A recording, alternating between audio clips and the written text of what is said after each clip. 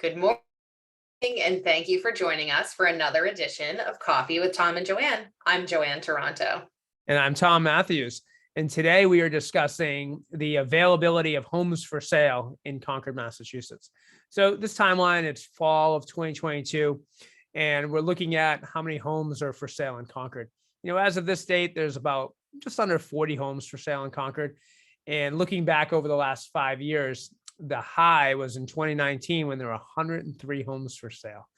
And trying to help buyers understand why there aren't as many homes for sale right now. So Joanne, what's the first thing that comes to your mind of why there aren't as many homes for sale? Well, one thing that I think we have right now is we have this kind of like log jam of inventory. And I think that there are people that would consider moving if there more options. So if the market were to open up, that log jam would release and we'd see a bunch more transactions. But right now, I think one of the biggest topics of what is preventing people from listing their homes is the cost of money. Yeah. So, over 80% of Americans have an interest rate that is under 3.5%. And when you've introduced that the interest rate has risen to almost 7% as of today, when you introduce that into the mix, it makes moving from a home that you've been very comfortable in financially, moving up into a different price bracket, it makes that a hard decision to make because the cost could be more. Yep. But people have needs, right? So there are always going to be people buying and selling real estate. So it's not a stop to the market of inventory, but I think it's one, feasible reason why we haven't seen more houses come to the market, because generally speaking, still a great time to sell your home. The prices are still high, there are still active buyers, but getting to a scenario where you're going from a 3% or 2.75% rate on your current home to a purchase where you're paying 7%, it changes the affordability scenario quite a bit for many people.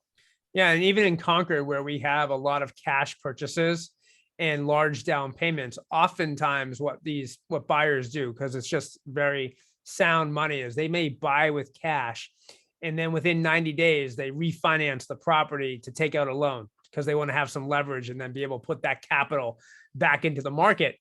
So as Joanne was just saying, having that low interest rate and giving that up, even if you're making a lateral move, say you just want to move within the same price point, but different part of town, different, features, because Concord's unique in the fact that we have a walkable downtown, and we actually have two of them. We have one in West Concord and one in Concord Center. And why I say it's unique is that you can have a property, like I live right outside Concord Center. My property has the same value that a home in like Strawberry Hill Road might have. But because of the proximity to the town center, I could make a lateral move and completely change my lifestyle. But I'm hard pressed to do that, to give up my 2.75 interest rate to go into a 7. So although I'm making a lateral move price wise, my cost of capital is tripling. And I think for a lot of people, that is important consideration with making a move. Yeah. I also think that over the last couple of years, since the beginning of the pandemic, a lot of people have taken on capital improvement projects in their home. Yeah. And so there have been quite a few homes in Concord specifically that have done massive renovations, large additions, and people have really spent during that time when we weren't going out, have spent a lot of time, money, and effort in making their home function the way that they want it to. So it kind of lowers the need to be able to move on to the next property. Right. If you've taken the spaces that you have in your current home and really optimize them for the function of your family.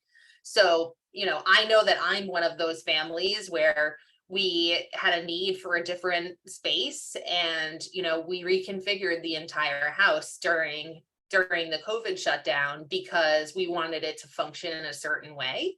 And now that we have that, it's sort of taken the lever off the need to move because we really have the spaces that we need at this point.